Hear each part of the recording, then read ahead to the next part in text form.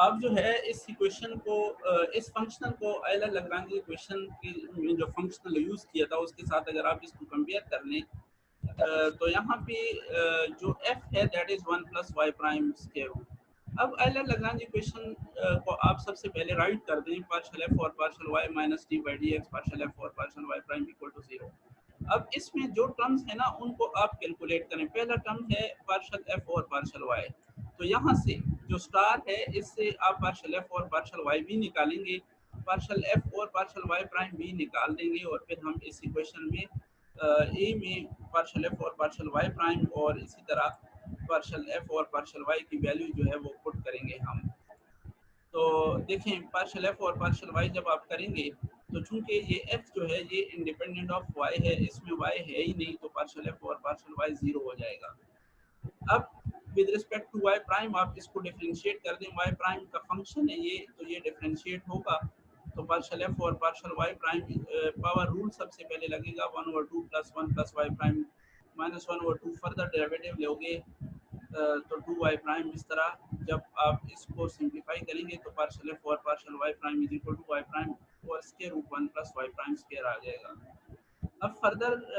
जो है वो अब जब आप ये आयलर लाग्रांज इक्वेशन में पुट करेंगे तो पार्शियल f और पार्शियल y चूंकि जीरो है तो वो जीरो हो जाएगा और पार्शियल f और पार्शियल y प्राइम की वैल्यू है वो y प्राइम और square root 1 plus y prime है तो इक्वल टू जीरो हो जाएगा। अब ये डेरिवेटिव इस पे डेरिवेटिव लग रही है विद रिस्पेक्ट टू x और आंसर जीरो आ रहा है, तो इट्स मीन दैट कि ये टर्म कांस्टेंट है, तो इस कांस्टेंट को आप c का नाम दे दें। अब इसको आप अरेंज करें y prime square root 1 plus y prime square root is equal to c। आप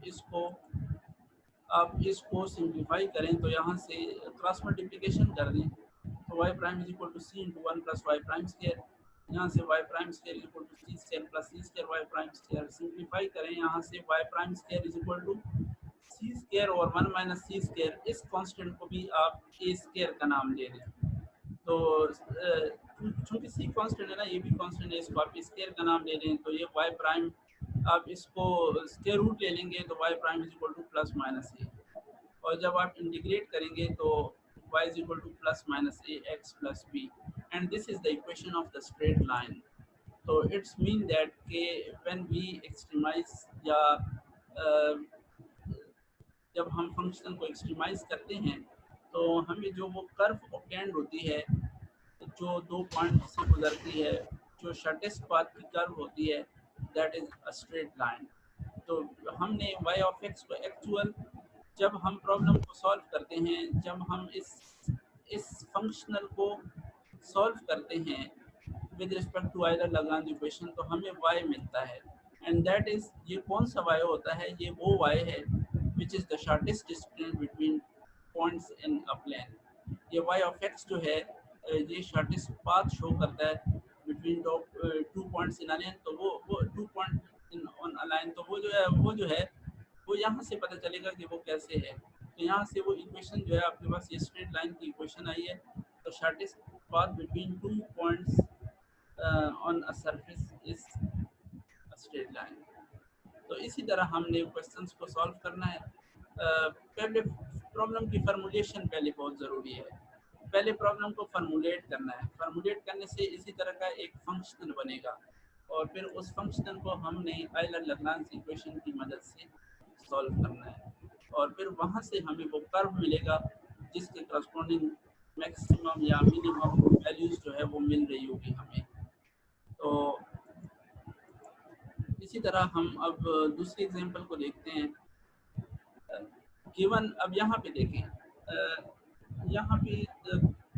शेप थोड़ी सी चेंज हुई होगी। अब क्वेश्चन को देखने पड़ते हैं, यहाँ पे फंक्शनल तकरीबन वही है लेकिन यहाँ पे उसने जो पॉइंट्स है वो चेंज किए हुए हैं। वहाँ पे तो जनरल पॉइंट्स थे ना ए और बी, यहाँ पे क्या है इशू।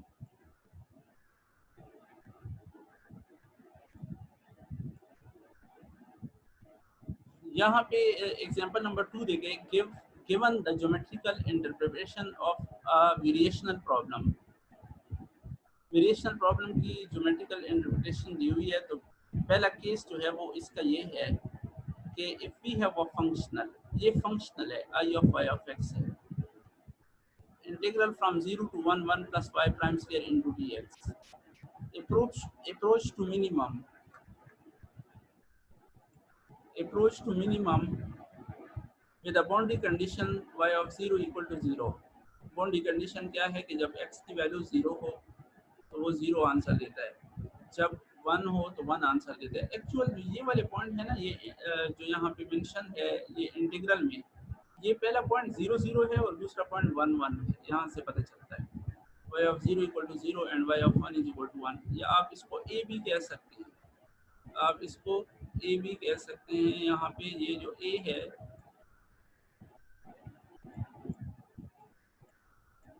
ये 0 0 है, ये प्लेन के पॉइंट्स है,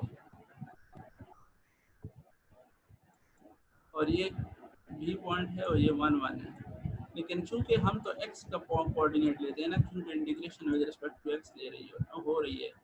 तो फिर 1 0 to 1 ले लेते हैं, ये ऐसे है बेसिकली।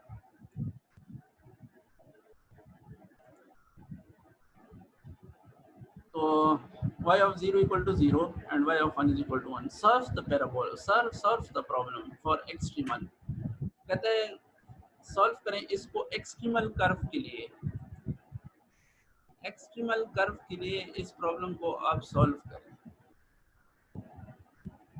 पहला case, find the stationary value of the integral, stationary value integral की भी कैलकुलेट करें, एंड कंपेयर in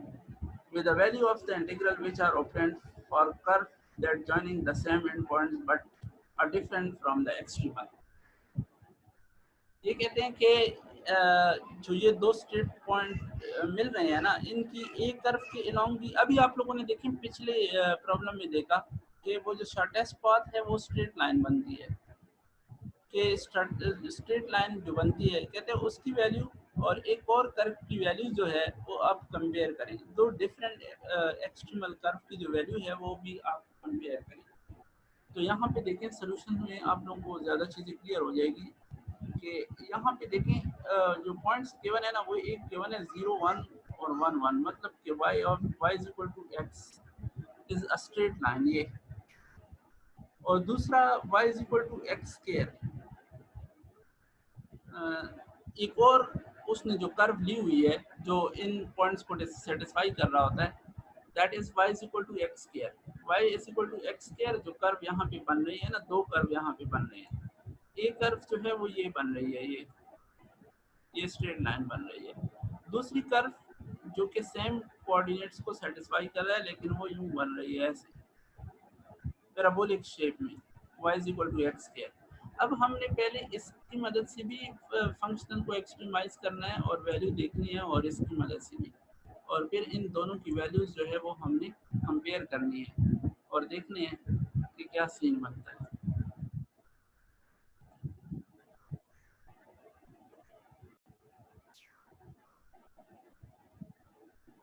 तो देखें डी एस आपको पता है 1 plus y prime square into d x की इक्वल है, it's follows that given problem can be stated as 0 0 to 1 into ds।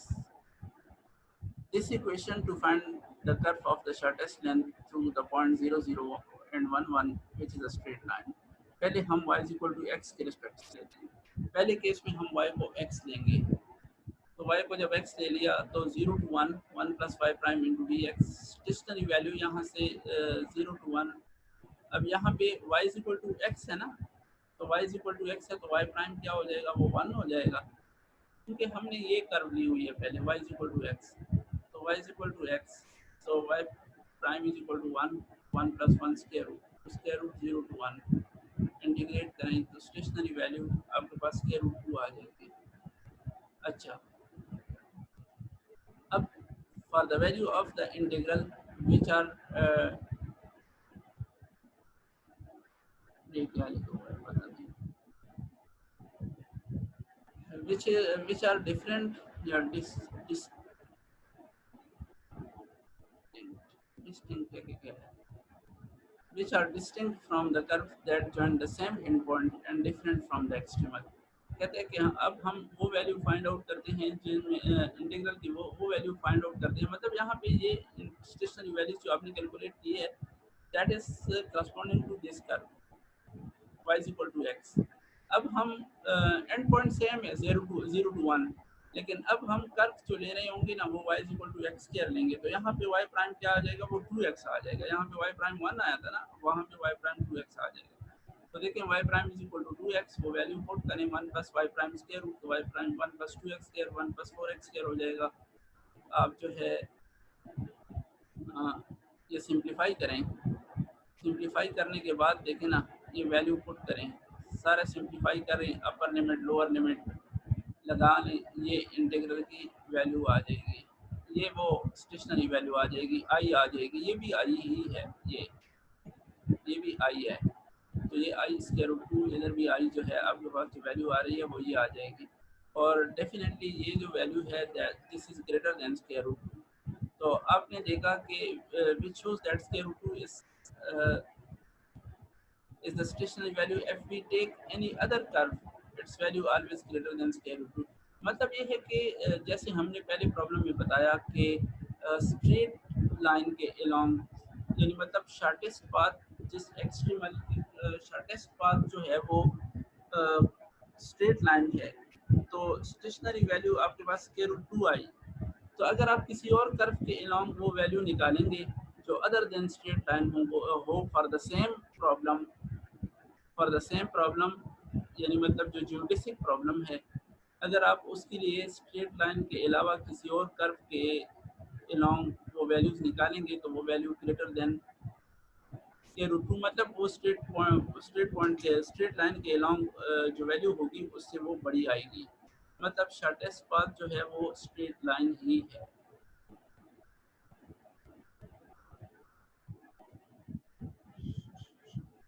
Example number 3।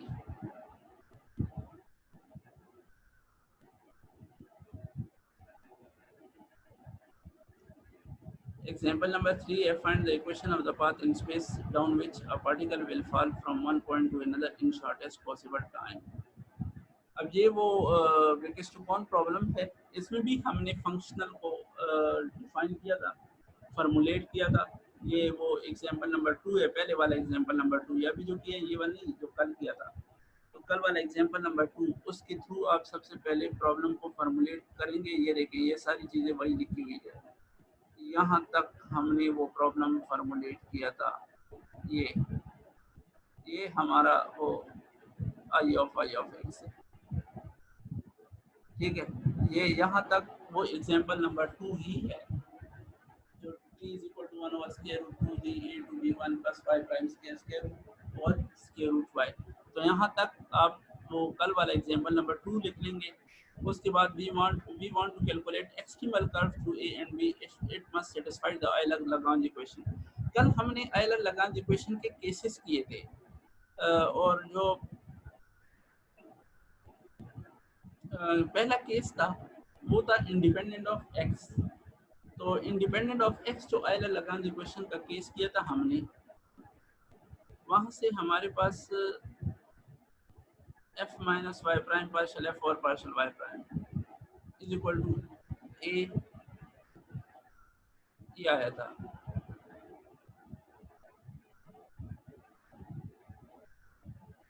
Here f is equal to, अच्छा ये भी आयलर लाग्रांज इक्वेशन की form है, इस तरह भी आप लिख सकते हैं। Here f is equal to 1 plus y prime square और स्क्वायर रूट वाई। तो इस इक्वेशन के लिए वैल्यूज कैलकुलेट करें। वाई प्राइम तो आपके पास है, पार्शल एफ और पार्शल वाई प्राइम निकालें, वो निकाला हुआ है यहाँ पे, फिर वो वैल्यू पुट कर दें, सिंप्लीफाई करें।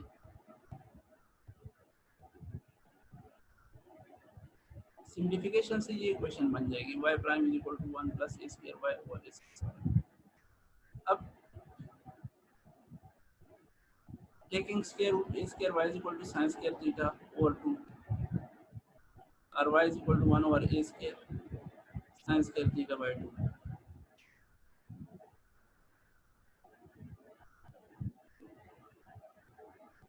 बड़ी छोटी कहानी है।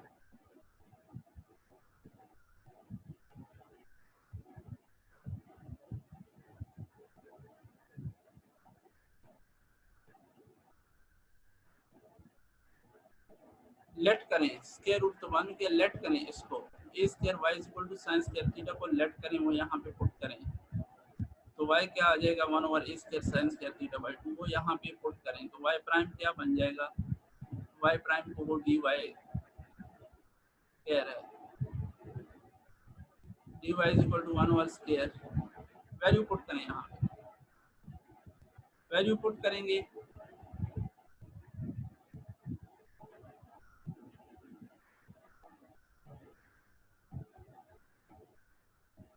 फिर डी वाई भी उसने निकाला हुआ है 1 over 2 square sine theta into D theta यहाँ पे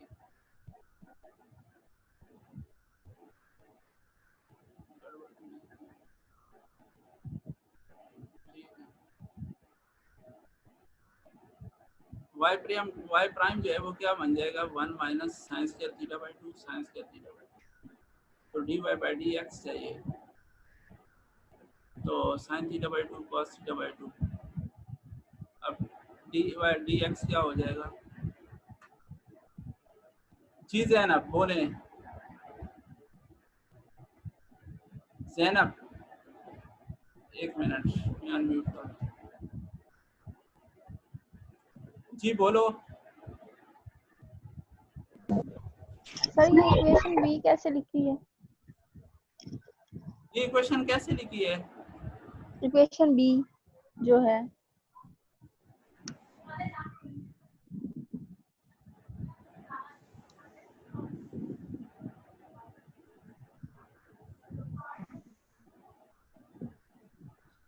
ये वाली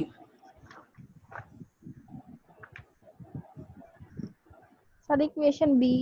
हाँ जी ये मैं दिखा देता हूँ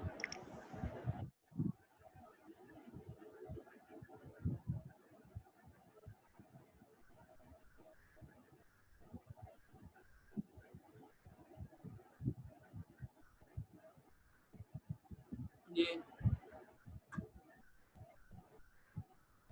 कल केस किया था ना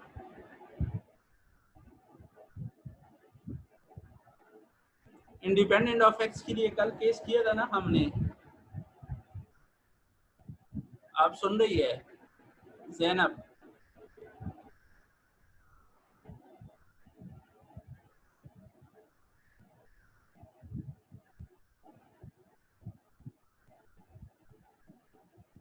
जी बोले जैनब जैनब बोले जी सर ये मतलब इंडिपेंडेंट ऑफ एक्स के लिए यहाँ पे ये इक्वेशन आई थी ना सर, हमारे पास हाँ जी आई थी सर यही आई थी ना अब तो यहाँ पे जो हमारे पास फंक्शनल आ रहा है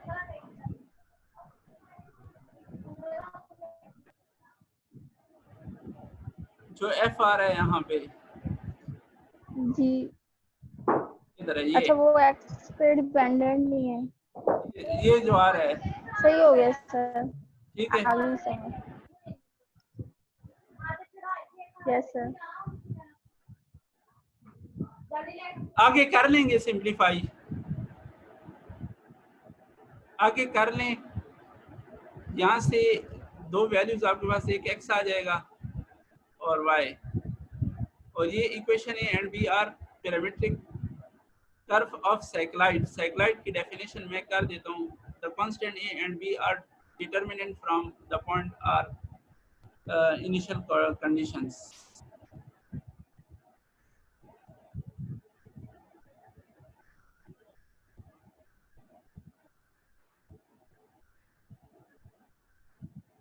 अवैस को इस चैप्टर के नोट्स दे दें एक लड़के को सेंड कर दें बाकी वो एक दूसरे को सेंड कर लेंगे अगर उनके पास नहीं है तो